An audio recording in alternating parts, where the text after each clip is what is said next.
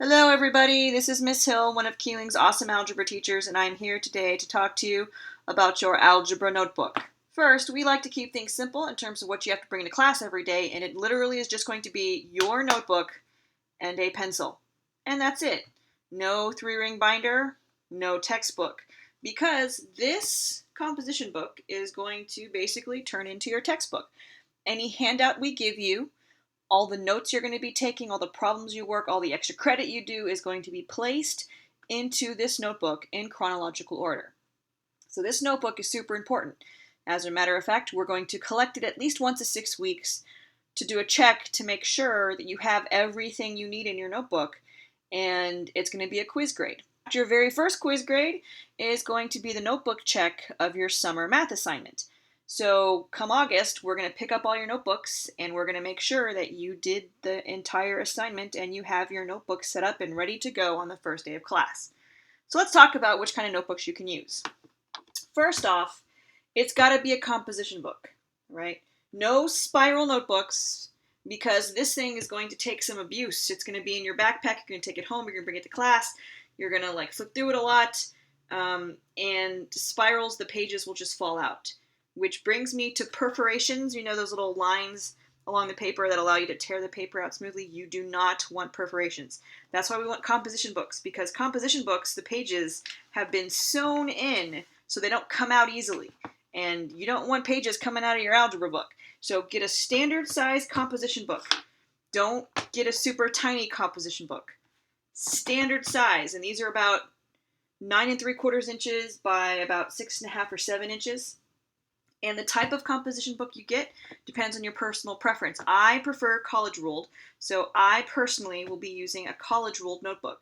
If you like wide rule, then get a wide ruled notebook. If you love grid, and there are a lot of people who love the grid, you can get a composition book that has grid paper in it. We don't care as long as it's standard size. Notice they're the same size. So just about everything you're going to do in algebra is going to go inside of this notebook. If we give you a handout, it goes in the notebook. If you do an investigation, it goes in the notebook. You take notes, it goes in the notebook. Classwork goes in the notebook. Extra credit problems go in the notebook in chronological order, so just one right after the other. And how many notebooks you're going to need depends on, well, how big you write and how much space you leave. Most people last year did the same thing I did and just used 2 notebooks. I ended up having one for the first semester and a second one for the second semester. So I got away with just having 2 notebooks.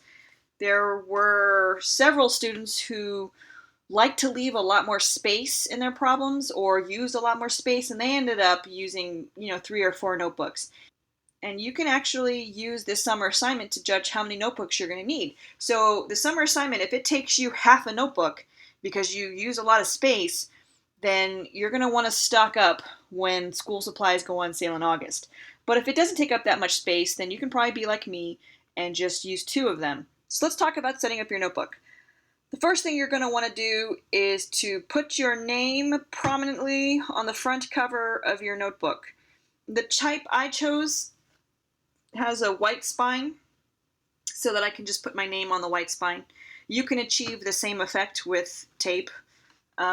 Now, most composition books have a little box in the front for you to put your name in. So put your first and last name in a Sharpie, something that is not going to rub off real easy. So make sure your name is on the front cover. Now, I put my name several locations because I know how these things are turned in. I put my name here and along the top, because these things get turned into giant piles, and if you want to find your notebook quickly, it's easier if you have your name written along the edge. All right, so the next thing is you're going to want to create a pocket for the front cover of your notebook.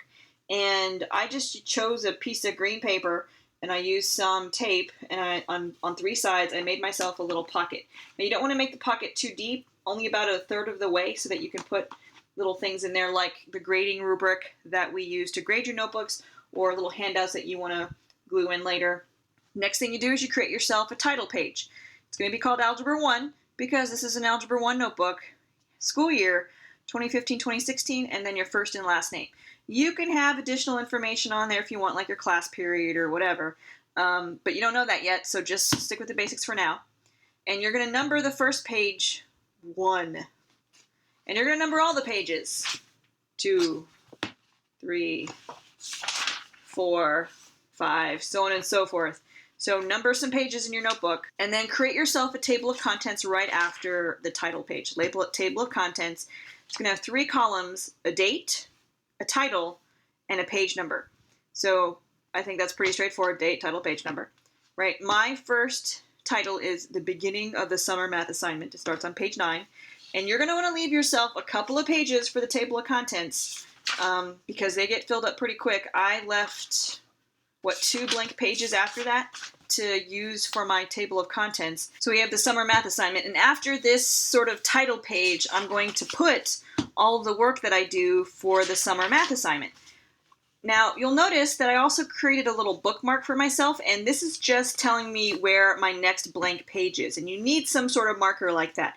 You can either create a bookmark or use a bookmark you already have, or use a paper clip or a binder clip, or you can get these little flags and put the little flag in your notebook to tell you, where you are in the notebook, and just sort of move the flag around.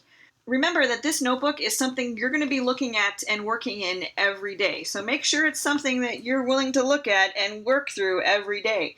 So if you're unhappy with the cover, then make a new one.